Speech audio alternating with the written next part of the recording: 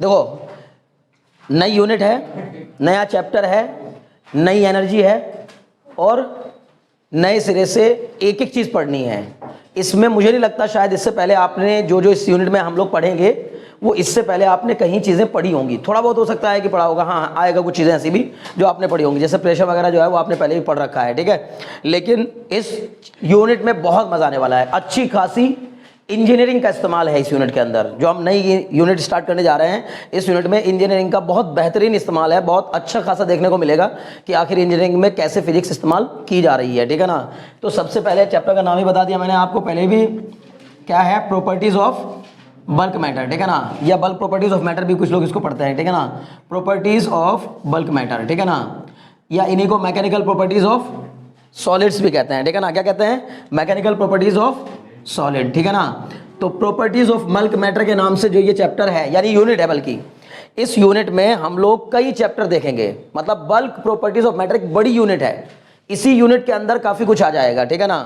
उस यूनिट में पहले क्या आएगा? सबसे पहले हम लोग पढ़ेंगे इलास्टिसिटी के बारे में। बहुत मजे का चैप्टर है, बहुत कुछ सीखने और जानने को मिलेगा, ठीक है ना, इलास्टिसिटी। फिर दूसरे नंबर पर हम पढ़ेंगे प्रेशर के बारे में, ठीक है ना। अब ये तो टर्म आपके सामने पहले भी आ चुका होगा, ठीक है ना, प्रेशर आपने पहले भी पढ़ाई है, तो प्रेशर के बारे में पढ़ेंगे। फिर हम पढ़ेंगे इसी चैप्टर में विस्कोसिटी के बारे में, ठीक है ना, विस्कोसिटी, ठीक है। फिर हम पढ़ेंगे इसी चैप्टर में sequence by sequence fluid flow के बारे में।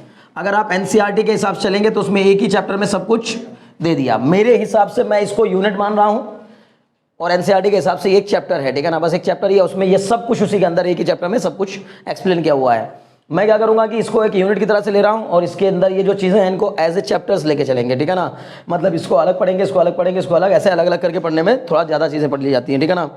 फिर इसके बाद हम लोग पढ़ेंगे सरफेस टेंशन के बारे में। सारे के सारे फिनोमिना बहुत मज़े के हैं, बहुत आनंद देने वाले हैं, ठीक है ना।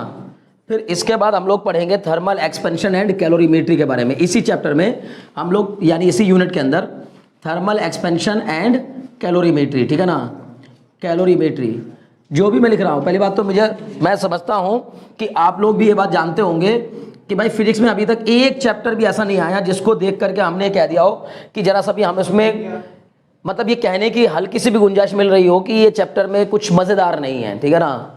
मतलब सबसे अच्छी बात तो ये है कि इंपॉर्टेंट होने के साथ साथ मज़ेदार भी है। अगर आप उसको फील करेंगे ना तो सच में ही मज़ेदार है।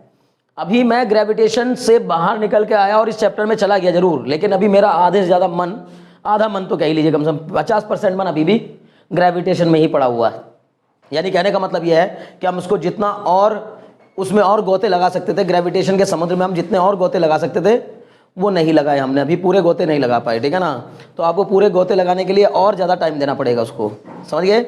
लेकिन यहाँ टाइम का चूंकि बाउंडेशन है तो आप इतना टाइम तो नहीं दे सकते, तो आप घर पे खूब लगाइए। ग्रेविटेशन अपने आप में एक समुद्र है, समझ रहे हो ना, उसमें जितना मन करे उतनी गहराई तक जाइए और जितना मन करे उतना वाइड जाइए, ठीक है ना।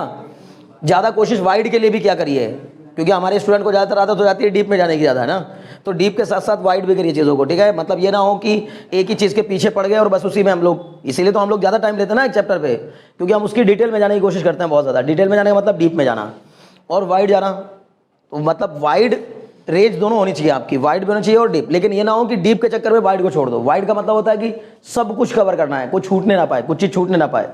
और डीप में जाने का मतलब है जो भी पढ़ना है उसको बहुत ढंग से पढ़ना है, ठीक है ना, बहुत डिटेल में पढ़ना है, क्लियर।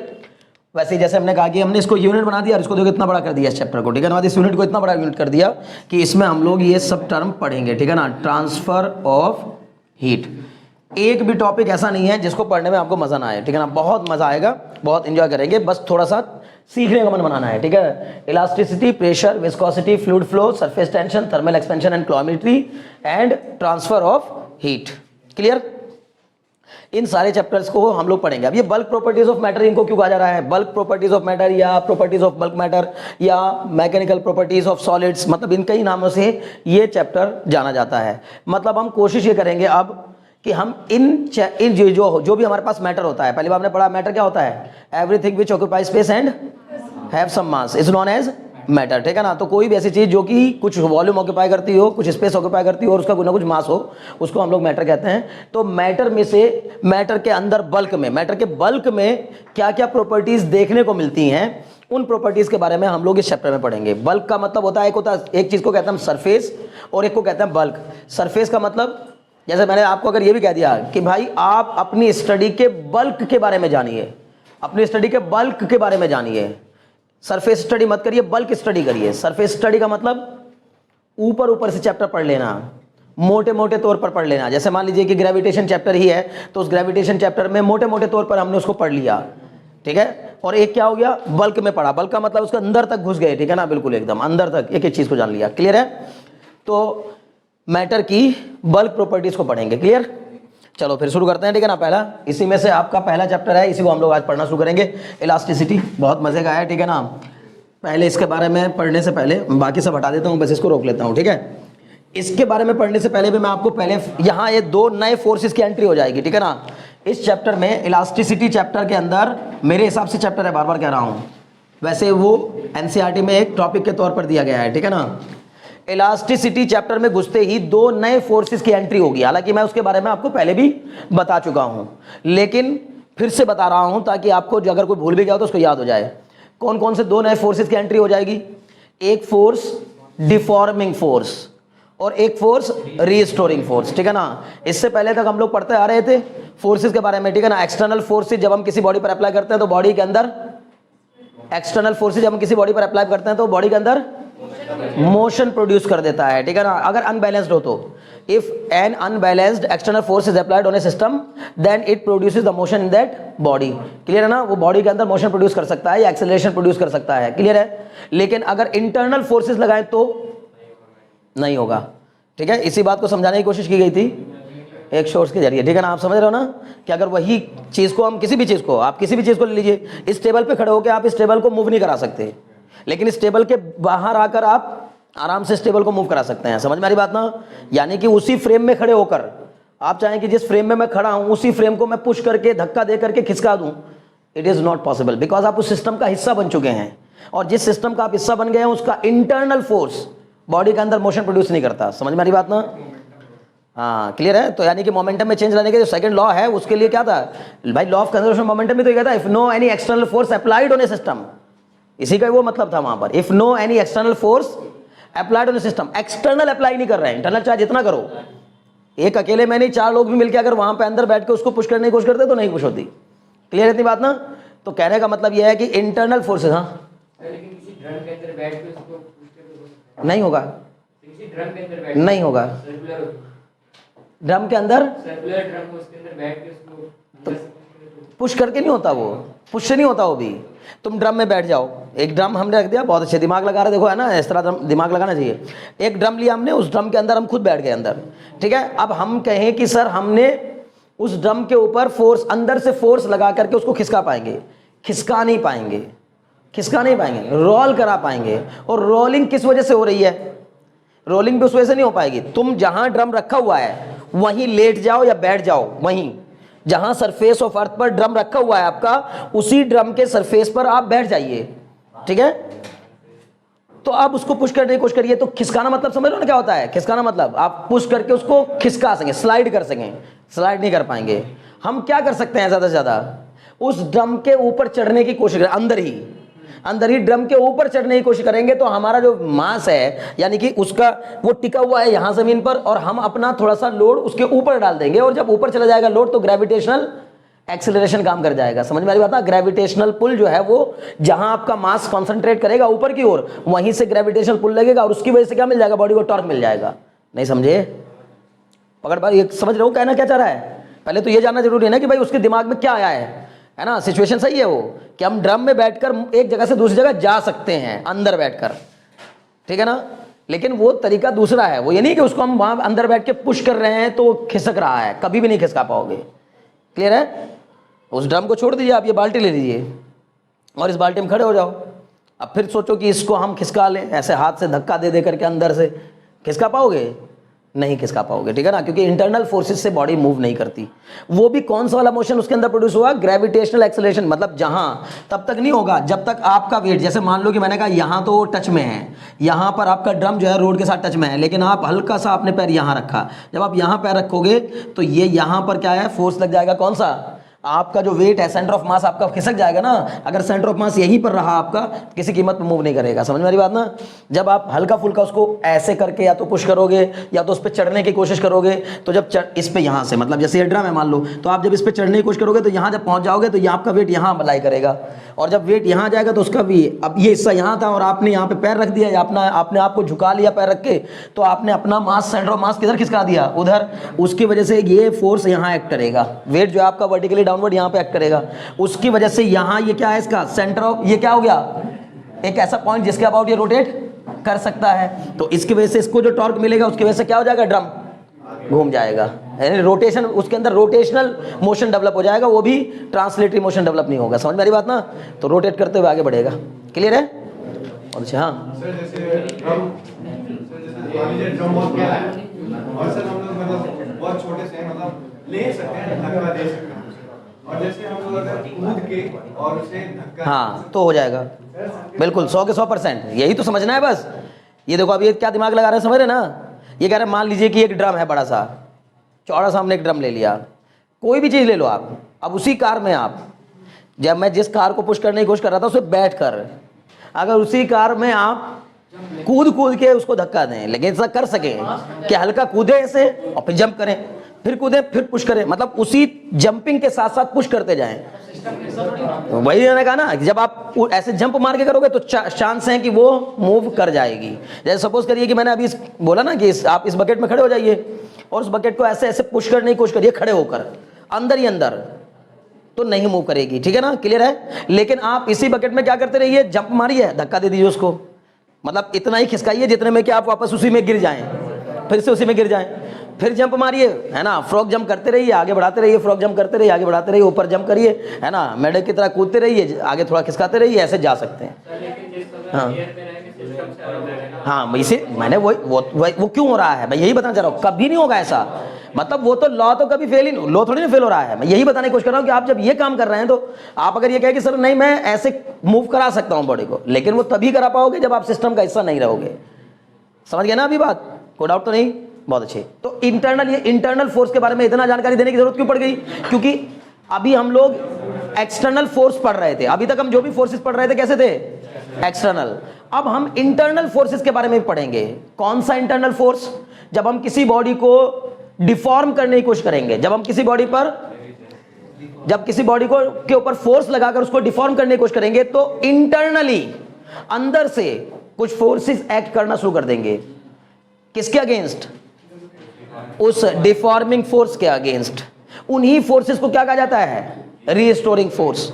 समझ में आ रही बात ना। और इंटरनल रेजिस्टेंस की इस प्रॉपर्टी को क्या कहा जाता है, यही इंटरनल रेजिस्टेंस जो प्रोवाइड करता है कोई बॉडी, उसका पर यूनिट एरिया अगर हम लोग क्वांटिटी निकालते तो वही स्ट्रेस कहलाता है। समझ में आ रही बात ना। तो अभी आगे चलेंगे तो सब चीजें आएंगी, अभी स्ट्रेस सब आ जाएगा, लेकिन अभी पहले मैंने क्या बताया समझो। तो दो चीजें, पहली बात तो दो टाइप के फोर्सेस होते हैं, इंटरनल फोर्सेस और external forces. External forces body के अंदर मोशन प्रोड्यूस कर देते हैं, लेकिन इंटरनल फोर्सेस बॉडी के अंदर मोशन प्रोड्यूस करने की कोशिश नहीं करते। ठीक है ना, ये कर भी नहीं पाते। ठीक है। कौन से, हाँ बिल्कुल करेंगे, क्यों नहीं। कोई भी चीज, कोई भी मैटर मोशन को रेजिस्ट कर सकता है। कोई मैटेरियल पार्टिकल, कोई भी मैटेरियल पार्टिकल रेजिस्टेंस डेवलप कर सकता है किसके अंदर, किसी भी बॉडी के मशीन के अंदर। अगर तुम वो आना जानना चाह रहे हो कि गैस को अगर हम डिफॉर्म करने की कोशिश करें, क्या उसके मॉलिक्यूल भी करेंगे, बिल्कुल करेंगे। गैस को सबसे ज्यादा कंप्रेस किया जा सकता है, लेकिन सबसे ज्यादा किया जा सकता है का मतलब जीरो नहीं किया जा सकता। नहीं समझा मेरी बात। अभी हम तीन अब यही सब प्रॉपर्टी, इन्हीं प्रॉपर्टीज के बारे में पढ़ना हम लोगों ना सब। जैसे उसने पूछा तो क्या है, सॉलिड को हम बहुत कम कंप्रेस कर पाते हैं, बहुत कम। रिजिड बॉडीज को कंप्रेस किया ही नहीं जा सकता। मेरी बात को समझ में आ रही ना। ऐसी रिजिड बॉडीज जिनके ऊपर डिफॉर्मिंग फोर्स डाल देने से वो रिजिड हैं, तो वो क्या नहीं होंगी, वो कंप्रेस तो नहीं होंगी, टूट जाएंगी, इवन ब्रेक हो जाएंगी, लेकिन वो कंप्रेस नहीं होंगी। ठीक है ना। ऐसी बॉडीज की बात छोड़ दीजिए। अब आइए किस बॉडी पर, ऐसी बॉडीज पर जो सॉलिड हैं, अच्छे सॉलिड भी हैं। तो जितना अच्छा सॉलिड होगा उसको उतना ही कम कंप्रेस किया जा सकता होगा, लेकिन किया जा सकता है। ऐसा नहीं है मान लो हम नहीं कर पा रहे, हैमर कर देगा। कुछ बात समझ में ना, हम नहीं कर पाएंगे, मशीन कर देगी। भाई हमारे अंदर उतनी ताकत नहीं है कि हम सॉलिड रॉड को क्या कर दें, डिफॉर्म करके, दबा करके, कंप्रेस करके उसको छोटा कर दें। ये हमारे अंदर ताकत नहीं है। लेकिन ले जा करके किसी एक हाइड्रोलिक हैमर के नीचे रख दीजिएगा, या किसी बढ़िया मशीन से दबाने की कोशिश करिएगा तो उधर से मशीन तो क्या कर देगी, बिल्कुल उसको चपटा बना देगी अगर चाहेगी तो, ठीक है ना। कितना भी बढ़िया मोटी रॉड लेकर के आप उसको चपटा, वो क्या बना देगी, डिस्क बना देगी उसकी। अगर दो तरफ से मशीनें क्या कर दें उसको एकदम चपटा कर देगी तो क्या बन जाएगी, डिस्क। कुछ बात समझ में आ रही है। तो कंप्रेस तो किया जा सकता है, हालांकि वो कंप्रेस नहीं कह रहा है उसको एक तरीके से, क्योंकि वो कंप्रेस करने के साथ साथ क्या हो रहा है, फिर फैल जा रहा है। जब हम इसको ऐसे यहाँ से कंप्रेस करने की कोशिश करेंगे तो फैल जाएगा, ठीक है ना। समझ मेरी बात। एक तो चीज़ ये हो गई। अब दूसरी बात, लिक्विड को थोड़ा और ज़्यादा कंप्रेस किया जा सकता है, सॉलिड से ज़्यादा कंप्रेस कर सकते हैं किसको, लिक्विड को, ठीक है ना। और उसको यहाँ कंप्रेशन हम वो वाला मानेंगे कि उसको फैलने का मौका ना दिया जाए। जैसे अभी मैंने कहा कि यहाँ पर हमने दो मशीन के जरिए क्या किया, हमने किसी चीज़ को ऐसे कंप्रेस कर दिया, भाई कंप्रेस होगा, अगर वो फैल गई तो कंप्रेशन क्या हुआ, फिर जितना लोड इधर पड़ा उसने क्या कर दिया, उस लोड को बैलेंस करने के लिए इधर उधर चारों तरफ तो फोर्स लग गया ना। जब हम इधर से ताकत लगा रहे हैं तो फोर्स इधर उधर लग करके उसको क्या कर दिया, एक्सपेंड कर दिया उसने। क्लियर है। तो कंप्रेशन कहाँ चेक किया जाएगा, जैसे मान लीजिए कि किसी कंटेनर में लिक्विड भर दिया और फिर उसको भर के हम उसको प्रेस कर रहे हैं। अब हम लिक्विड की दीवारों को चौड़ा नहीं होने दे रहे हैं, तो हमने कहा कि उसको कंप्रेस करते जाओ करते जाओ करते जाओ। जैसे कि प्रेशर कुकर में प्रेशर बढ़ता जाए बढ़ता जाए बढ़ता जाए बढ़ता जाए, तो जो प्रेशर बढ़ रहा है वो अपने अंदर रखे हुए कंटेंट को क्या कर रहा है, लगातार प्रेशराइज कर रहा है, और जो दीवार है उसको भी क्या कर रहा है, प्रेशराइज कर रहा है। एक लिमिट ऐसी आएगी कि प्रेशर की वजह से वो फट सकता है। क्लियर रहती बात ना, क्योंकि गैस को एक्सपेंड होने दे नहीं रहा है वो, और गैस एक्सपेंड होना चाहती है, तो प्रेशर ऊपर से, ये तो एक्सपेंड, गैस तो एक्सपेंड होना चाहिए, लेकिन ऊपर से तो क्या लग रहा है, एक तरीके से कंप्रेशन लग गया ना उसके ऊपर, प्रेशर बढ़ता जा रहा है। क्लियर है, इतने तक में कोई डाउट है नहीं। तो कहने का मतलब ये है, कुल मिला जुलाकर अभी तीन मैंने आपको बताया, दो फोर्स हो गया, इंटरनल फोर्स और एक्सटर्नल फोर्स। अब इसमें नए फोर्स की एंट्री जो हुई है, दो फोर्स कौन कौन से हैं, डिफॉर्मिंग फोर्स और restoring force. Clear. Deforming force उन फोर्सेस को कहा जाता है जो किसी बॉडी पर अप्लाई करने पर उनकी शेप और साइज को या उनके कॉन्फ़िगरेशन को बदल दे, ठीक है ना, उसको चेंज कर दे या चेंज करने की कोशिश करे। वो जरूरी भी नहीं है कि बदल ही देगा हमेशा, या तो एक ऐसा फोर्स जो कि किसी बॉडी पर अप्लाई करने पर उसकी शेप और साइज और उसके कॉन्फ़िगरेशन को बदल दे या बदलने की कोशिश करे, उस फोर्स को क्या कहा जाता है, डिफॉर्मिंग फोर्स। उस डिफॉर्मिंग फोर्स का काम है बॉडी को डिफॉर्म कर देना, डिफॉर्म कर देना, ठीक है ना, अपनी फॉर्म में ना रहने देना। क्लियर। अब इस डिफॉर्मिंग फोर्स के अगेंस्ट में, उसके अगेंस्ट में काम करने वाले फोर्स को क्या कहा जाता है, रिस्टोरिंग फोर्स। क्योंकि जैसे ही डिफॉर्मिंग फोर्स अप्लाई होता है ना, जैसे सेंट्रीपिटल के साथ सेंट्रीफ्यूगल रहता है, वैसे ही डिफॉर्मिंग फोर्स के साथ एक रिस्टोरिंग फोर्स भी रहता है जो बॉडी को वापस रिस्टोर कराने की कोशिश करता है। क्लियर है, कोई डाउट तो नहीं इसमें, बहुत अच्छे। अब ये इन दो फोर्सेस के बाद में यहां से कहानी शुरू होती है। तो पहला जब टॉपिक इसमें क्या है हमारा, elastic body and plastic body, ठीक है ना। तो सबसे पहले आज हम लोग इलास्टिक और प्लास्टिक बॉडीज के बारे में जानेंगे, ठीक है ना। उससे भी पहले लिख लो डिफॉर्मिंग फोर्स, छोटे छोटे पहले दो तीन डेफिनेशन लिखेंगे, फिर उसके बाद में किसको बच्चे, हाँ, आयरन को अगर हम कंप्रेस कर रहे हैं तो समझो हम उसको डिफॉर्म ही तो कर रहे हैं। रिस्टोरिंग फोर्स लगेगा, बिल्कुल लगेगा। आयरन में डिफॉर्मिंग फोर्स लगने के बाद रिस्टोरिंग फोर्स नहीं लगता है, पक्का। अब ये सारे मिथ तुम्हारे दूर करूंगा, बस दो चार वर्ड लिख लो, ठीक है ना। आज यही एक्सपेरिमेंट करके दिखाएंगे, ठीक है ना, परेशान मत हो, डोंट वरी भी आपके, ठीक है ना। चलो, है ना। तो आप बालों में पड़ी हुई रबर देख के मुझे समझ में आ गया कि एक्सपेरिमेंट किया जा सकता है, ठीक है ना। ये रबर तो खोल सकते हो ना तुम, ठीक है ना, तो इससे एक्सपेरिमेंट किया जा सकता है, कोई बड़ी बात नहीं है। देखो, कहने का सीधा सा मतलब है कि फिजिक्स में बार बार कई बार बता चुका हूं भाई, फिजिक्स केवल और केवल आपके दिमाग की प्रेजेंस, मतलब आपकी आंखें खुली हो और दिमाग काम करता हो, बस दो चीजें चाहिए। ना पेन चाहिए, ना कॉपी चाहिए, जुबान भी नहीं चाहिए, चुपचाप खाली बस देखो, आंखों से देखो और दिमाग से सोचो, बस फिजिक्स आ जाती है, ठीक है ना। बहुत गजब है फिजिक्स, है ना। हाँ वेरी गुड, क्या बात है। तो मुझे ये तो मुझे खरीद के लाना पड़ गया, तुम लोग बताए होते तो मैं खरीद के नहीं लाया होता, ठीक है ना। आज तो मैं दिखाने चक्कर में इसको खरीद के ले आया हूँ आज, ठीक है ना, ठीक है। पर चलो कोई बात नहीं, ध्यान रखो, फिर कभी काम आ जाएगा। लेकिन अभी दिखाएंगे, है ना। चलिए, इलाज पहले लिखो डिफॉर्मिंग फोर्स, पहले हेडिंग डालिए डिफॉर्मिंग फोर्स, ठीक है। इलास्टिसिटी चैप्टर का नाम है मेरे हिसाब से, ठीक है ना, इसको हेडिंग मत मानिएगा अभी, फिर इसके अंदर आगे जाके हेडिंग आएगी। तो पहले आप लिखिएगा यहां पर डिफॉर्मिंग फोर्स, ठीक है ना, डिफॉर्मिंग फोर्स लिखें। The force acting on a body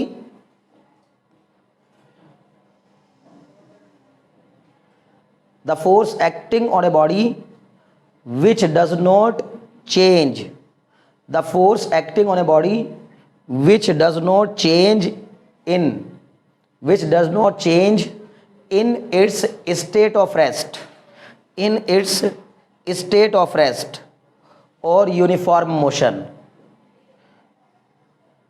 ठीक है, a force acting on a body which does not change in state of rest और यूनिफॉर्म मोशन. क्या समझे इस बात को? यानी वो वाला फोर्स जो न्यूटन अभी तक हमें बता रहे थे कि वो फोर्स जो कि इसमें चेंज ना करे, किसमें चेंज ना करे, रेस्ट की कंडीशन में चेंज ना लाए या उसके यूनिफॉर्म मोशन में चेंज ना लाए. बात समझ ना? वो फोर्स जो कि रेस्ट में है बॉडी, तो रेस्ट से उसको मोशन में ले आया तो फिर समझो वो डिफॉर्मिंग फोर्स नहीं हुआ. जो फोर्स किसी बॉडी को रेस्ट से मोशन में ले आए वो डिफॉर्मिंग फोर्स नहीं हुआ. समझ में आ रही बात ना? क्लियर है? और जो यूनिफॉर्म मोशन में मूव करती बॉडी के अंदर यूनिफॉर्मिटी को खत्म कर दे उसकी, वो भी डिफॉर्मिंग फोर्स नहीं हुआ. मतलब कोई बॉडी यूनिफॉर्म मोशन में चल रही है, उस पर आपने फोर्स लगाया, उसने उसके यूनिफॉर्म मोशन को बदल दिया, मींस बॉडी एक्सेलरेट कर गई, तो फिर इसको हम लोग डिफॉर्मिंग फोर्स नहीं कहेंगे. समझ गए ना? जब मैं अपनी कार का एक्सेलरेटर दबा रहा हूं तो कार की स्पीड बढ़ जा रही है, तो मेरी कार कोई कंप्रेस थोड़ी ना हो रही है उसकी वजह से. अच्छी खासी ताकत लगा रहा है इंजन, लेकिन वो फोर्स क्या काम कर रहा है? एक्सटर्नल फोर्स की तरह बिहेव कर रहा है. समझ में आ रही बात ना? एक्सटर्नल फोर्स की तरह बिहेव कर रहा है. क्लियर? बहुत अच्छे. तो क्या होगा? The force which can not, which does not change the state of rest और uniform motion of a body, of a body, है ना?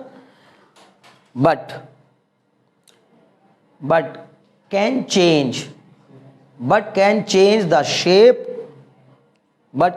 the shape, size or configuration of the body, but can change the shape, size or configuration of the body, but can change the shape, size or configuration of the body,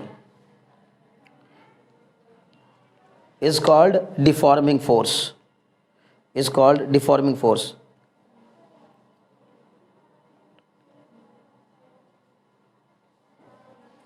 ठीक है? हालांकि आप मैं जिस rigid को, मैं जिसको rigid मानता हूं वो रिजिड अलग होता है. यहां पर आप रिजिड बॉडी के लिए भी कह सकते हैं कि रिजिड बॉडी भी क्या हो सकती है? कंप्रेस. मतलब यहां ये सॉलिड बॉडी को ही क्या मान ले रहे हैं? रिजिड बॉडी मान ले रहे हैं. ठीक है ना? मेरे अकॉर्डिंग मैं समझता हूं कि रिजिड मतलब वो बिल्कुल जो बिल्कुल कंप्रेस ना हो. ठीक है ना? ठीक है ना? मैं सॉलिड से भी ऊपर की कैटेगरी को मानता हूं रिजिड. ठीक है? लेकिन सॉलिड की कैटेगरी में मैं रिजिड को भी रख सकता है. अगर किसी ने बोला कि एक रिजिड बॉडी पर एक सूटेबल फोर्स अप्लाई करके हम उसको कंप्रेस कर सकते हैं, मान लेना उनकी बात. ठीक है ना? कि हाँ ठीक है, ओके कर लेंगे. ठीक है? तो क्या लिखा? हो गया डिफॉर्मिंग फोर्स. अब आगे लिखिए, एक और नया लिखिए, रिस्टोरिंग फोर्स. छोटी सी डेफिनेशन है ये. और अब दूसरी डेफिनेशन लिखिए, रिस्टोरिंग फोर्स. Restoring force. ठीक है?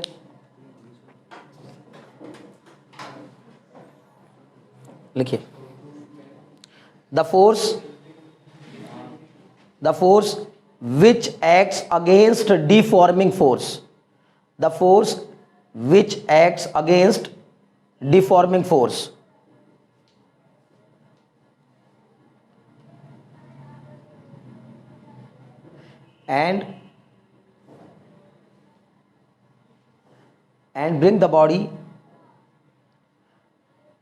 and bring the body in its original shape, size or configuration, and bring the body in its original shape, size or configuration, in its original shape, size or configuration, in its original shape, size or configuration, after removal of deforming force. After removal of deforming force, deforming force हटा लेने के बाद ये restoring force क्या करता है? Body को उसकी अपनी ओरिजिनल शेप, साइज और कॉन्फ़िगरेशन में वापस लाने की कोशिश करता है. ठीक है ना? या ले आता है. ठीक है? In its original shape, size और configuration after removal of deforming force is called restoring force. After removal of deforming force is called restoring force. हाँ बच्चे, क्या? इलास्टिक कोलिजन एक अलग कहानी है. आप इलास्टिक कोलिजन को इलास्टिक से ना, इलास्टिक मटेरियल से जोड़कर मत देखिए. मतलब अगर मैंने कहा दो बॉडीज इलास्टिक मटेरियल की बनी हुई हैं तो उनके बीच में होने वाला कोलिजन इलास्टिक होगा, ये नहीं होता, ऐसा नहीं होता। ऐसा कहीं लिखवाया था क्या सर? इलास्टिक कोलिजन एक अलग कहानी है, बार बार कह रहा हूं, ठीक है ना। और प्लास्टिक मतलब यहां पर इलास्टिक बॉडी और इलास्टिक बिहेवियर और इलास्टिसिटी एक अलग कहानी है। पहले इन दोनों बातों को आप दो अलग अलग कहानियों को दो अलग अलग समझिए। क्यों कह रहा हूं मैं वहां पर elastic collision is that collision in which the momentum of the body and the kinetic energy of the body remains conserve after the collision. Clear है ना? डाउट तो नहीं? कोलिजन के बाद उतनी रहे जितनी पहले थी, तो ये कोलिजन की वो अलग शर्त हो गई। ये नहीं कह सकते कि दो बॉडी अगर इलास्टिक है तो उनके बीच में होने वाले कोलिजन को इलास्टिक कोलिजन कहेंगे। समझ में आ रही बात ना? क्लियर है इतनी बात? ऐसा नहीं है, मतलब ऐसी कोई डेफिनेशन थी, ऐसी डेफिनेशन तो नहीं था ना कि दो इलास्टिक बॉडी के बीच में होने वाले कोलिजन को इलास्टिक कोलिजन, दो प्लास्टिक बॉडी के बीच में होने वाले कोलिजन को इन इलास्टिक कोलिजन, ऐसा कुछ थोड़ी ना था। तो ऐसा नहीं है। क्लियर है? तो अभी यहाँ पर आपको इलास्टिक बॉडीज को अब हम इसको उससे मिलाकर मत पढ़िए, ठीक है। ये अलग बात है कि चीज़ें वहाँ पर उससे मैच कर जाएंगी, कोरिलेट करेंगे हम उसको बाद में, लेकिन ऐसा मत सोचिए कि दो इलास्टिक बॉडी के बीच में होने वाले कोलिजन को इलास्टिक कोलिजन कहा जाता है। क्लियर है ना? कोई डाउट तो नहीं? बहुत अच्छा। नहीं, रिस्टोरिंग फोर्स को रिएक्शन फोर्स नहीं बोलेंगे। क्यों नहीं बोलेंगे? क्योंकि अगर मान लीजिए कि मैंने कोई स्पॉन्ज बॉल यहां पर रख दी, अभी इस टेबल पर रख दी, तो उसका वेट वर्टिकली डाउनवर्ड, उस पर रिएक्शन ऊपर की ओर अभी भी लग रहा है, लेकिन कोई उस पर रिस्टोरिंग फोर्स नहीं लग रहा है, ना कोई डिफॉर्मिंग फोर्स लग रहा है, ना कोई रिस्टोरिंग फोर्स लग रहा है। समझ गए ना? तो रिएक्शन ऐसे नॉर्मल सिचुएशन अपने लिए बोल सकते हो कि भैया मैं ये एक्शन कर रहा हूं, इसके अगेंस्ट में रिएक्शन लग रहा है, वो अपने समझाने के लिए, अपने मन को समझाने के लिए बोल सकते हो, लेकिन हम यहाँ एक्शन और रिएक्शन भी नहीं मानेंगे उनको एक नया, अगर ऐसा होता तो इनको नई बात ना बताते, इनको नया नाम ना देते, ठीक है ना। भी बहुत कुछ चीजें जानने को मिलेंगी। क्लियर है ना? तो आपको बस डिफॉर्मिंग फोर्स और रिस्टोरिंग फोर्स ही समझना है, अभी उसको करके भी देखेंगे। फिलहाल आगे बढ़ो। फिर एक छोटा सा टॉपिक लिखो, इलास्टिक बॉडी। पहले इन सबको जान लो कि ये सब क्या है, ठीक है ना। इलास्टिक बॉडी, ठीक है, किस तरह की बॉडी को इलास्टिक बॉडी कहा जाता है? मेरे हाथ में जो मार्कर है ये क्या है बताओ? Non elastic body. Plastic body. Plastic body ना? इलास्टिक है प्लास्टिक है? पक्का? और ये तुम्हारे हाथ में जो पेन है ये जो पेन है ये भी प्लास्टिक है? हाँ? चलो, अभी इसीलिए मैंने कहा ना बहुत सारे भ्रम दूर होंगे, ठीक है ना। बहुत सारे भ्रम दूर होंगे आप लोगों के, ठीक है ना। आप जिसको इलास्टिक समझते आ रहे हैं अभी तक, वो इलास्टिक नहीं होता, और जिसको आप अभी तक प्लास्टिक समझते आ रहे हैं वो प्लास्टिक नहीं होता। नहीं समझे? बड़े कमाल की बात है ये, यही तो बात है, ठीक है ना। बड़ा भयंकर भ्रम है, ठीक है। हाँ, मैंने कहा ना आप अभी तक जिसको इलास्टिक समझते आ रहे हैं, अभी तक आप जिसको इलास्टिक समझते आ रहे हैं वो इलास्टिक नहीं होता, ठीक है ना। मतलब कहने का है कि सारी, ऐसा नहीं कि बिल्कुल नहीं होता, लेकिन आप जिसको बहुत अच्छा इलास्टिक मानते हैं वो बहुत अच्छा इलास्टिक नहीं होता, और जिसको आप बहुत अच्छा प्लास्टिक मानते हैं वो प्लास्टिक नहीं होता, ठीक है ना। बहुत अच्छा प्लास्टिक नहीं होता। अब दोनों बातों को समझेंगे, अभी समझेंगे, ठीक है ना। आज ही क्लास में उधर पेन रखे हैं ना, वो उनको भी अभी उन पर एक्सपेरिमेंट करके देखेंगे, ठीक है ना। क्लियर है? वो तो किसी काम के नहीं है ना, क्या पता किसके रखे हैं, ठीक है ना। तो किसी काम के हैं नहीं, अभी उन पर करके देखेंगे, ठीक है। ओके, ठीक है, चलो अभी देखते हैं, ठीक। लिखो, लिखिए इलास्टिक बॉडी। इसे क्यों कह रहा हूं मैं ऐसा? भाई मेरे प्यारो, आम आदमी की नजर में इलास्टिक बॉडी बिल्कुल अलग है, और हमारे पढ़े लिखे लोगों की नजर में इलास्टिक बॉडी बिल्कुल अलग है, ठीक है ना। और आम आदमी की नजर में प्लास्टिक बॉडी बिल्कुल अलग है, और हमारी नजर में प्लास्टिक बॉडी बिल्कुल अलग है। क्लियर है? हे बच्चे, इधर ध्यान लगाओ, इधर ध्यान लगाओ, है ना। अगर मैं ये कहने लगूं अभिनव, तुम हो सॉरी अभिज्ञान, अभिज्ञान, अगर मैं कह लूं तुम्हें कहने लगूं तुम रोजाना प्लास्टिक की रोटियां खाते हो, तो सही लगेगा बुरा लगेगा? बुरा लगेगा। देखो, अब वो मना कर रहा है कि नहीं मैं प्लास्टिक की रोटी नहीं खाता हूं, जबकि रोजाना प्लास्टिक की रोटी खाता है। कमाल की बात ये है, ठीक है ना। अब देखो, हो गया ना अजीब। अब कुछ सुनने में लग रहा है ना अजीब सा, टेंशन वाला लग रहा है कि यार ये क्या बात कर रहे हैं कि मतलब प्लास्टिक की रोटियां खाते हैं हम, तो और क्या खाते हो कि नहीं? बताओ कैसे? वेरी गुड, ठीक है ना। टूट जाती हो, सही कह रहा है, नहीं समझे? जिस चीज से बनाया है ना उसको, जिस चीज से बनाया, जो किससे बनाया है? आटे की रोटी खाते हो ना, आटे की रोटी खाते हो। आटे को गूंथ करके, जब आटा गुथा हुआ जो आटा, सुनो ये बच्चे इधर डालो, बस इधर डाल दो। जो गुथा हुआ आटा होता है वो प्लास्टिक बॉडी का सबसे अच्छा एग्जांपल है, सबसे अच्छा एग्जांपल। अब बताओ मैं क्या कह रहा हूं, समझ रहे हो मेरी बात?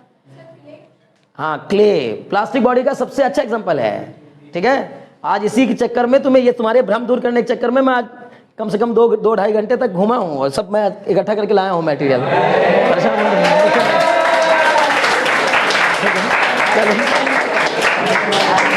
अभी वो मटेरियल तुम्हें दिखाऊंगा, ठीक है ना। पहले थोड़ा लिख लो ताकि पता चल जाए, ठीक है ना। बस ये ध्यान से निकल गया मेरे कि मैं आटा गुंदवा करके लेके आता घर से, ठीक है ना।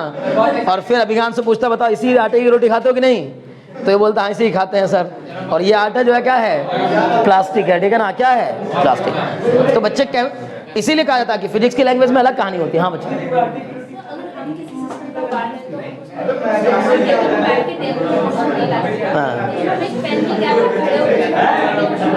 पेन की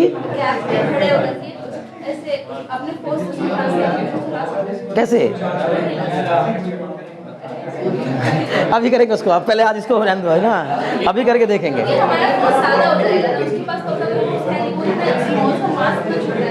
बच्चे मेरे प्यारे, वो दो चीजें अलग अलग हो गई ना। अभी वो दो अलग अलग सिस्टम का पार्ट हो गया। अभी मैं तुम्हें समझाऊंगा कि दो अलग अलग सिस्टम क्यों हो गए, ठीक है ना। अगर चल रहा है ना तो बिना बाहर से फोर्स लगाए नहीं चलेगा। जैसे पेन के ऊपर तुमने फोर्स लगा दिया तो पेन अलग चीज हो गई, तुम उसके ऊपर खड़े होकर के उसकी अलग, वो एक अलग चीज हो गई। पेन पे खड़े होकर पेन को ऐसे खिसकाना, समझ रहे हो ना, पुश करना पुल करना, वो अलग चीज हो गई, ठीक है ना। अभी रुक जाओ, उसको देखते हैं, पहले इसको पूरा कर लें, ठीक है ना।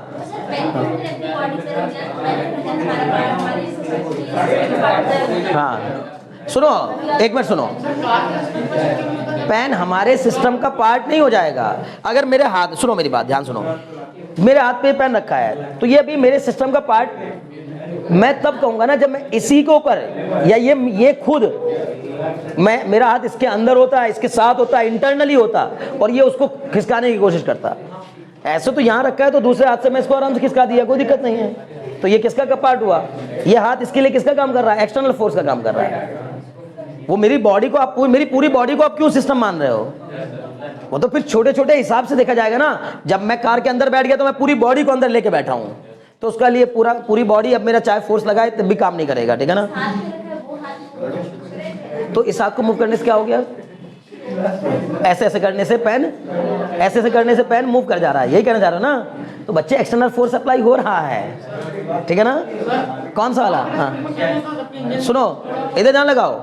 ये तुम्हें ऐसा लग रहा है ना, अब तो एक बात बताओ ना, ये अलग बॉडी हो गई, ये मेरा पार्ट अलग, मैं इसको खींचने की कोशिश कर रहा हूं उसके नीचे से, इसके नीचे से खींचने की कोशिश कर रहा हूं, और ये इनर्शिया के कारण जहां है वहीं रहना चाहता है, समझ में आ रही बात ना। तो इस पर इनर्शियल फोर्स लग रहा है, ठीक है ना। मतलब कहने का ये है जब मैं इसको खींचने की कोशिश करूंगा, अभी जैसे मैं ऐसे आगे पीछे, ये आगे पीछे करने से ये क्या कर रहा है, रोल कर रहा है ना। तो आगे पीछे करने का मतलब ये हो गया कि मैं ये इसके जो नीचे वाले पार्टिकल है उस पर फोर्स बाहर से लगा रहा हूं, इंटरनली नहीं लगा रहा हूं। इंटरनली होता इस पर इंटरनली फोर्स का मतलब इसके अंदर बैठकर तब इस पे फोर्स लगाते। इसका इंटरनल मतलब टेबल के अंदर बैठकर भी यही। अगर तुम ऊपर बैठ के सोचोगे कि सर मैं यहां खड़ा हूं, तो ऐसे तो मैं इसको ऊपर खड़े होकर तो खिसका दूंगा मैं टेबल को, बोलो कैसे, बताओ। मैं इस टेबल के ऊपर चढ़कर टेबल को खिसका सकता हूं, मूव करा सकता हूं, कैसे, मैं इसके किनारे पे खड़ा होकर जंप करूंगा आगे, ये पीछे जाएगी अपने आप, नहीं समझे। तो वो पार्ट, मैंने इसीलिए मैंने कहा कि हम टेबल, चलो टेबल पे खड़े होकर, मैंने तुम्हें बता दिया था ना कि वो तो मैं इसलिए बोला खड़े होकर के हम ऐसे नहीं खिसका पाएंगे, वो अलग बात है। लेकिन सही मामला ये होता कि हम टेबल के अंदर बैठे और तब टेबल को खिसकाने की कोशिश करें, तब उसको इंटरनल फोर्स माना जाएगा। बट टेबल के ऊपर हम हैं तो टेबल के तो बाहर ही हो गए ना, तो वो एक्सटर्नल ही माना जाएगा। क्लियर है। हमेशा ध्यान रखिए, किसी भी चीज के अंदर उसके अंदर से मतलब उसके बाहरी आवरण के अंदर घुस जाओ और फिर उस पर इंटरनली फोर्स लगाओ, वो बॉडी के अंदर मोशन प्रोड्यूस नहीं कर सकता। क्लियर है, बहुत अच्छे। सुनो अब, तो इलास्टिक बॉडी के बारे में लिखो जल्दी से पहले। Elastic body, a body that returns to its, लिखे, बहुत काम की बात है। A body that returns to its original shape and size. A body that returns to its original shape and size. A body that returns to its original shape and size, वापस आ जाती है, या the body which regains its original shape and size after removal of deforming force, after removal of deforming force, after removal of deforming force, bracket में लिखेगा when deformed within its elastic limit। अब ये सब बहुत सारे काम के term हैं, मैं बहुत छोटी छोटी चीज़ों की बता, इतनी सी चीज़ को आज पढ़ाने में घंटों भर लगा दूंगा मैं, ठीक है ना, बहुत छोटी सी बात को बताने में, लेकिन इसको सही समझ लो ताकि कंफ्यूजन ना रह जाए कि किसको इलास्टिक कहना है किसको प्लास्टिक कहना है, ठीक है ना। ओके, क्या लिखा देखो, a body that can return to its original shape and size after removal of deforming force, bracket में लिखा within when deform within elastic limit, when deformed, जब इसको कितना डिफॉर्म किया गया हो, बस उसकी इलास्टिक लिमिट के अंदर तक ही डिफॉर्म किया गया हो। अब ये जो इलास्टिक लिमिट वर्ड आया इसको बताऊंगा ये क्या होता है। when it is deformed its elastic limit, हाँ within, वो कोई बात नहीं, when deformed within elastic limit is called an elastic body, is called an elastic body। सबका समझ में आएगा, अभी सबका समझ में आ जाएगा, घबराओ मत। बस ये इलास्टिक बॉडी और प्लास्टिक बॉडी के डेफिनेशन लिख के 3 डेफिनेशन लिखवानी है, बस उसके बाद फिर करके दिखाता हूँ सारी चीज़। इलास्टिक बॉडी, इलास्टिसिटी और प्लास्टिक बॉडी, इन 3 चीज़ों की पहले डेफिनेशन लिख लो, फिर समझेंगे, ठीक है ना। प्रैक्टिकल से क्या लिखा, within elastic limit is called an elastic body, is called an elastic body. हो गया यहाँ तक। फॉर एग्जाम्पल देखिए, हाँ फॉर एग्जाम्पल स्टील, ठीक है ना, फॉर एग्जाम्पल स्टील या स्प्रिंग मेड बाय स्टील, ठीक है ना, समझ गए ना, स्प्रिंग, कॉपर, ठीक है ना, ब्रास। अब सुन के अजीब लग रहा होगा ना, ये सब क्या है, इलास्टिक बॉडी है। अब तुम वो भी लिख लो जो तुम्हारा मन कर रहा है करने का, लिखने का, रबर, उसको भी लिख लो, वो भी इलास्टिक ही होता है ना, एल्युमिनियम, ठीक है ना, कोई दिक्कत नहीं, रबर, एल्युमिनियम, रबर भी लिख लिया, रबर भी लिख लिया ना, बहुत अच्छे, हो गए। हाँ आयरन स्टील में आ जाता है बच्चे ना, स्टील और आयरन एटसेट्रा कर दो बस, ठीक है। फिर इसके बाद, अब इसके बाद तो डेफिनेशन खुद सोचना और हाँ अभी वही बताएंगे क्यों होती है। हाँ बच्चे क्या हुआ अभी, ज्ञान बताओ क्या। देखो कोई, अभी मैंने क्या बताया आपको, 1 मिनट के लिए रुक जाओ और मेरी बात सुनो, मैं कह रहा हूं बार बार आपको, किसी भी बॉडी को हम इलास्टिक बॉडी कह सकते हैं बशर्ते की डिफॉर्मिंग फोर्स हटा लेने पर वो अपनी शेप और साइज को रीगेन कर ले। क्लियर, एक बात। और इलास्टिक बॉडी होने के लिए केवल यही जरूरी नहीं है, इसी का भ्रम होता है लोगों को, यही भ्रम लोगों को क्या करता है, दुखी करता है। अभी जब मैं आपसे 2 मिनट बाद आपको ये एक्सपेरिमेंट भी दिखा रहा हूं और आपसे ये कह रहा हूं कि steel is more elastic than rubber, तब आपको और टेंशन होगी कि सर स्टील जो है वो रबर से ज्यादा इलास्टिक होती है। और सर डेफिनेशन क्या बोल रहे हैं आप, डेफिनेशन क्या बोल रहे हैं कि when the body regain its shape और साइज। सर रबर को तो हमें लगता है रबर आसानी से अपनी शेप और साइज को रिगेन कर लेती है after removal of deforming force, rubber आसानी से अपनी शेप और साइज को रिगेन कर लेती है। हम तो ऐसा देखते आए हैं अब तक, गलत नहीं देख रहे हो आप, ऐसा नहीं है कि देखी हुई चीज को भी भ्रम कह दूंगा मैं, जो देख रहे हो सही है वो गलत नहीं है। लेकिन चूंकि इलास्टिक बॉडी होने के लिए सिर्फ शेप और साइज को रिगेन करना ही शर्त नहीं है, और भी बहुत सी शर्तें हैं। और वो बहुत सी शर्तें क्या हैं, वो बॉडी जो शेप और साइज को जल्दी रिगेन कर ले, क्विकली रिगेन कर ले, जितना क्विकली रिगेन करेगी उतनी ज्यादा इलास्टिक होगी, जितना क्विकली रिगेन करेगी उतना ज्यादा इलास्टिक होगी, पहली बात। दूसरी बात, डिफॉर्मिंग फोर्स लगाने पर जितना कम खींचेगी उतनी ज्यादा इलास्टिक होगी। नहीं समझ में आई बात, डिफॉर्मिंग फोर्स लगाने पर जितना कम इलोंगेशन आएगा, डिफॉर्मिंग फोर्स लगाने पर उसके अंदर इलोंगेशन या कंप्रेशन जितना कम आएगा उतनी ही ज्यादा इलास्टिक होगी। क्यों होगी, क्योंकि सर उसका रिस्टोरिंग फोर्स ज्यादा होगा। जब हम उसको डिफॉर्म करने की कोशिश करेंगे तो डिफॉर्मिंग फोर्स का रेजिस्टेंस ज्यादा डेवलप करे, वो बॉडी क्या कहलाएगी, इलास्टिक बॉडी कहलाएगी। और जो बॉडी डिफॉर्मिंग फोर्स लगाने पर उसका रेजिस्टेंस ना डेवलप कर पाए, समझे ना, या कम रेजिस्टेंस डेवलप करे, वो क्या कहलाएगी, प्लास्टिक बॉडी। तो अब आप बार बार कह रहा हूं आपको, फिजिसिस्ट की तरह सोचना है, ठीक है ना, फिजिसिस्ट की तरह सोचना है अब, है ना, अब आम आदमी की तरह नहीं सोचना है। बार बार कह रहा हूं, फोर्स लगाकर अगर बॉडी पे जैसे ही आपने डिफॉर्मिंग फोर्स लगाया उसके अगेंस्ट में रिस्टोर करने के लिए कोई फोर्स ही नहीं लगा तो वो प्लास्टिक बॉडी की कैटेगरी में आ जाएगा, चाहे वो कोई भी चीज हो। क्लियर, देखने में प्लास्टिक, मैं बार बार कह रहा हूं हमारी आम भाषा में तो यही प्लास्टिक है ना। हमने कहा भाई प्लास्टिक का मग दे दीजिए, अब जो प्लास्टिक का मग जिसको आप जाके बोले ना प्लास्टिक का मग दे दियो, प्लास्टिक का है ही नहीं, समझ में आ रही बात ना? कमाल की बात यह है, मैथ फिजिक्स के अकॉर्डिंग प्लास्टिक बॉडी का नहीं है, वो सही मायने में पॉलीमर का है वो। समझ में आ रही बात ना? हमारे पढ़े लिखे लोगों के हिसाब से सही मायनों में जो प्लास्टिक से बने हुए मटेरियल आप देखते हैं वो क्या है? पॉलीमर से बने हुए मटेरियल, ठीक है ना? समझ में आ रही बात? ठीक, जैसे पॉलीथीन, तो पॉलीथीन को कहीं बहुत सारे लोग तो पॉलीथीन को जाके बोलते हैं भैया थोड़ा प्लास्टिक दे देना, जरा सामान लेना है ना? वो पॉलीथीन को प्लास्टिक बोलते हैं, ठीक है ना? बहुत जगहों पर लिखा भी रहता है पॉलीथीन का उपयोग ना करें, पॉलीथीन और प्लास्टिक का उपयोग ना करें, ठीक है ना? तो कहने का मतलब यह है वो पॉलीमर है सही मायनों में, ठीक है? लेकिन चूंकि मैथमेटिकल यानी मैकेनिकल प्रॉपर्टीज के बेस पर उनको हम प्लास्टिक नहीं कह सकते। समझ गए? तो जो पन्नी जितनी ज्यादा खिंच जा रही हो, हालांकि अगर खींचने के बाद वो वहीं रुक गई, आपने उसको खींचा और वो जहां तक खींच के आपने छोड़ा वहीं रह गई, अपने शेप और साइज को रिगेन नहीं की, तो बोल देना ये प्लास्टिक है। समझ में आ रही बात ना? मोस्टली पन्नी ऐसी होती है, ठीक है ना? लेकिन ऐसे ही सारे मग ऐसे होते हैं?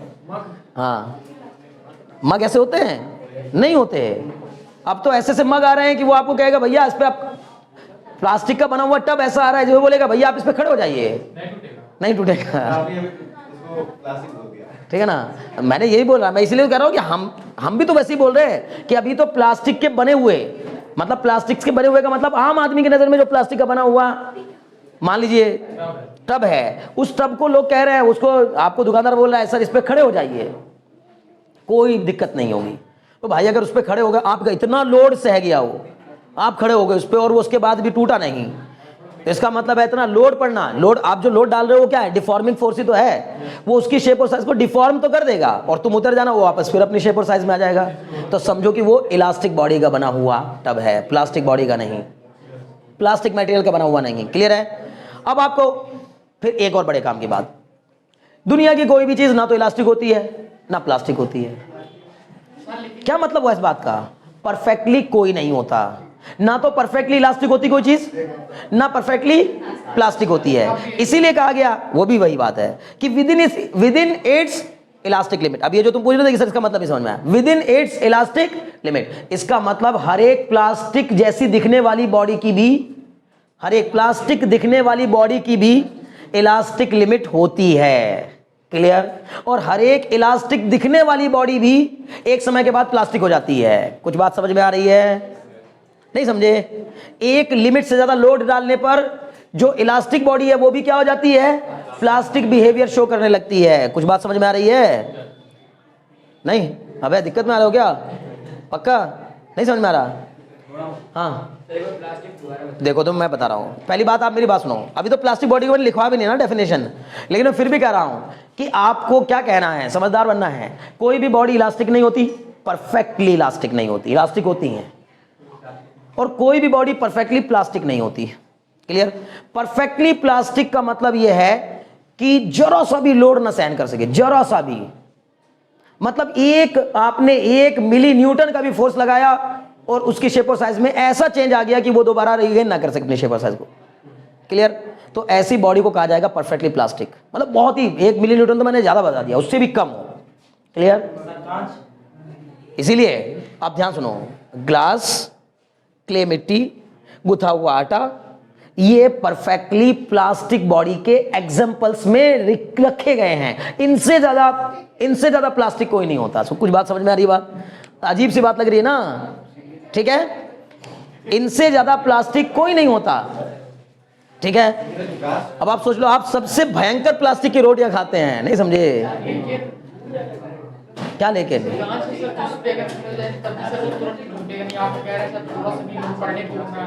बात समझो, ये लोड डालने के अलग अलग तरीके होते हैं, ठीक है ना? डिफॉर्मिंग फोर्स डालने की कोशिश करेंगे तो टूट जाएगा, ठीक है ना? किसकी बात हो रही है? ग्लास, दूसरे तरीके का ग्लास, अभी मैं लिखवाऊंगा उसको, ठीक है ना? पहली बात, जब मैंने आपको कह दिया, आप क्यों मेरी एक बात पे क्यों नहीं गौर कर रहे हो? सारी बातों को भूलकर एक बात पर गौर करो, ना तो कोई भी चीज परफेक्टली प्लास्टिक और ना कोई भी चीज perfectly elastic. Clear? Perfectly elastic होने के लिए क्या शर्त होगी? सर कितना भी लोड, इनफाइनाइट लोड डाल दीजिए आप उसके ऊपर, वो उसको हटा लेने के बाद वापस अपनी शेप और साइज को रिगेन कर ले। अब आप दुनिया में सोचो दुनिया के बारे में और दिमाग लगाओ, क्या ऐसा कोई मटेरियल मिलेगा जिस पर इनफाइनाइट लोड डालने के बाद भी और उसको हटा लेने पर वो अपनी शेप और साइज को रिगेन कर जाए? तो जनरली ऐसी कोई भी बॉडी देखने को नहीं मिलेगी। क्लियर? ऐसा मटेरियल जो अपनी शेप और साइज को रिगेन कर ले, इनमें सबसे बेहतर मटेरियल में एक मटेरियल की को माना गया है। उस मटेरियल का नाम है क्वार्ट्ज। क्या नाम है? क्वार्ट्ज। QUARTZ। आपने घड़ियों में अक्सर लिखा देखा होगा क्वार्ट्ज। वो घड़ियों में लिखा हुआ क्वार्ट्ज क्यों क्वार्ट्ज कहला रहा है? वो घड़ियों में उसके अंदर वो क्वार्ट्ज लिखने का क्या मतलब है? किसी देश का नाम है? नहीं। किसी कंपनी का नाम है? नहीं।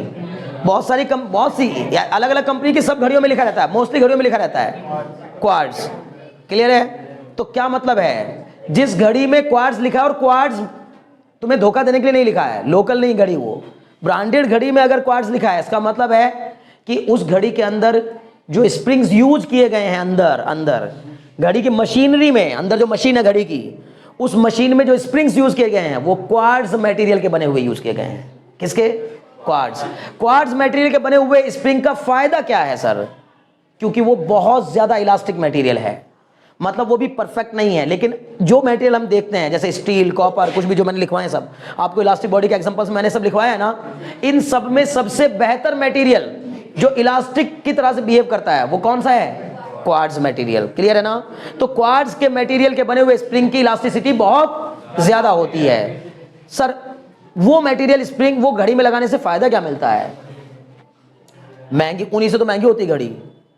आपको नहीं लगता कभी कभी यार इतना छोटा सा आइटम 2-2 लाख रुपए का भी है? वो तो खैर एक्स्ट्रा कुछ हीरे वीरे लगा के आप उसको 2 लाख 4 लाख का भी कर दो, वो अलग चीज है, लेकिन उसके बावजूद भी नॉर्मल घड़ियां भी 30-30, 35-35 हजार रुपए की आती हैं। कुछ आती नहीं क्या? बिल्कुल नॉर्मल डायल होगा उनका, लेकिन किसके बेस पर? अंदर जो मशीनरी लगी है उसके बेस पर। समझ में आ रही बात ना? तो जो घड़ियां आपकी ये महंगी हो रही है किसकी वजह से हो रही हैं? जो अंदर मटेरियल यूज किया जा रहा है उसकी वजह से हो रही हैं। तो क्वार्ट्ज मटेरियल एकदम आम नहीं है कि हम क्वार्ट्ज मटेरियल के बने हुए अपने घर में विंडो लगवाने लगे, ठीक है ना? ये सब नहीं हो सकता। समझ रहे हो ना मेरी बात? घड़ियों में कितने छोटे छोटे स्प्रिंग लगते हैं, बहुत बारीक बारीक स्प्रिंग लगे होते हैं। कभी घड़ी खोल के देखना अंदर से तो आपको पता चलेगा कि उसमें बहुत बारीक बारीक किस्म के स्प्रिंग लगे हैं। वो जो बारीक किस्म के स्प्रिंग लगे हुए हैं वो क्वार्ट्ज मटेरियल के अगर होंगे तो ज्यादा बेहतर घड़ी होगी। मतलब क्या फायदा होगा उससे? बेहतर, ज्यादा दिन चलने का मतलब नहीं है। क्या चलेगी? क्या होगा? उसके बीच उस घड़ी में टाइम लैग बहुत दिनों के बाद आएगा। हो सकता है 2 पीढ़ियां बीत गई हैं लेकिन घड़ी बिल्कुल भी टाइम लैग नहीं दिखा रही है। मतलब नहीं समझे? सर ये मेरे दादाजी की घड़ी है, अभी तक बिल्कुल सही चलती है। किस लिए सही चल रही है? क्योंकि उसमें जो स्प्रिंग्स यूज किए गए हैं अगर वो क्वार्ट्ज मटेरियल के हैं तो उनके अंदर अभी तक भी अपनी इलास्टिक लिमिट को उन्होंने नहीं खोया है। अदरवाइज क्या होता है, किसी बॉडी पर लंबे समय तक, किसी भी इलास्टिक बॉडी पर लंबे समय तक कोई लोड डाल के रखने पर उसकी इलास्टिक लिमिट खो जाती है। नहीं समझे मेरी बात को? समझ में आ रही है? इलास्टिक बॉडी पर, इलास्टिक बॉडी है, उस पर लंबे समय तक लोड डाल के रखोगे। लोड से मेरा मतलब, मैं जब भी लोड वर्ड यूज करूंगा समझ लेना डिफॉर्मिंग फोर्स की बात कर रहा हूं। मैं डिफॉर्मिंग फोर्स को शॉर्ट में लोड बोलता हूं, ठीक है ना? लोड डालकर, और तुम्हारे लिए भी है वो तुम लोगों के लिए भी है। जैसे तुम्हारी अपनी खुद की क्या है, एक इलास्टिक लिमिट है।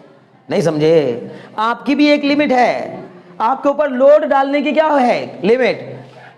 अगर आपके ऊपर इलास्टिक लिमिट के अंदर रहते रहते लोड डाला जाए, मतलब आपकी इलास्टिक लिमिट मान लो कि 8 घंटे पढ़ने की है, बस ये मैक्सिमम है आपकी, ये इलास्टिक लिमिट है, तो आपसे 7 घंटे तक, 7.5 घंटे तक पढ़ाया जाएगा तो आपके अंदर परमानेंट चेंजेस नहीं आएंगे। परमानेंट चेंजेस का मतलब आप हो सकता है टाइम बीइंग आप रेजिस्टेंस डेवलप कर रहे होंगे, टाइम बीइंग मतलब उसी समय पर आप रेजिस्टेंस तो दे रहे होंगे, लेकिन एक परमानेंट चेंज नहीं आएगा। लेकिन आपकी लिमिट है 8 घंटे की, आपसे काम लेने लगे 9 घंटे 10 घंटे, तो आपके अंदर परमानेंट चेंज आना स्टार्ट हो जाएगा। मतलब आपके बिहेवियर में ही वो परमानेंट चेंज आ जाएगा कि आप रूड हो जाएंगे। कुछ बात समझ में आ रही है?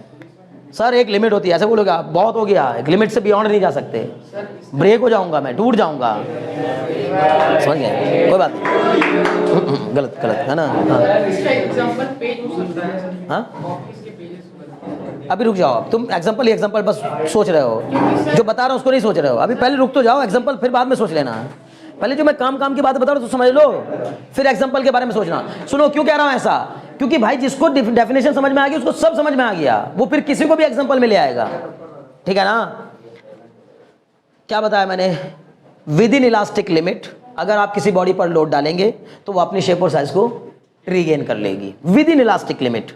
अगर किसी इलास्टिक बॉडी पर आप लोड डालेंगे तो वो उस लोड के हटा लेने पर अपनी शेप और साइज को रीगेन कर लेगी। इस बॉडी को कहा जाता है इलास्टिक बॉडी। क्लियर?